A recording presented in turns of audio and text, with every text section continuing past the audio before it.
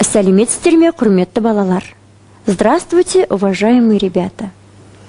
Бүгінгі сабағымыздың тақырыбы біздің үй. Тема нашего занятия – наш дом. Сабағымыздың эпиграфы «Өз үйім, өлең төсегім». Эпиграфом урока будут слова «Мой дом, моя крепость». Сабақтың мақсаты – үй туралы қысқаша мәлімет беру.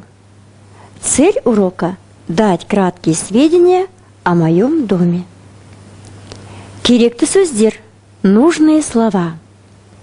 Көше, улица. Орналасқан, расположен. Үлкен, большой.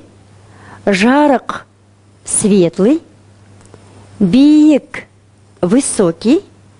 Бөлме, комната. Қонақ бөлмесі, гостиная. Еден, пол.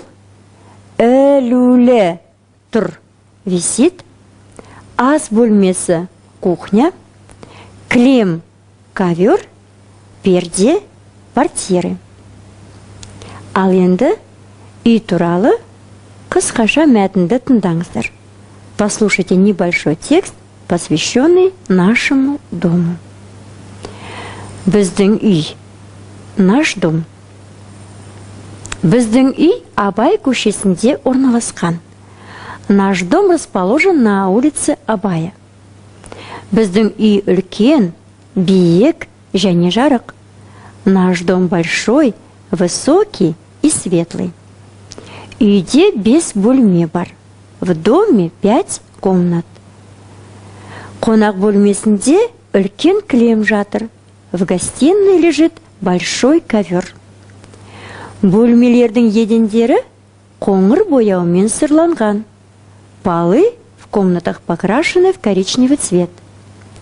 Терезеде әдемі перде ілулі тұр. На окнах висят красивые портьеры. Көршілеріміз жақсы адамдар. У нас очень хорошие соседи.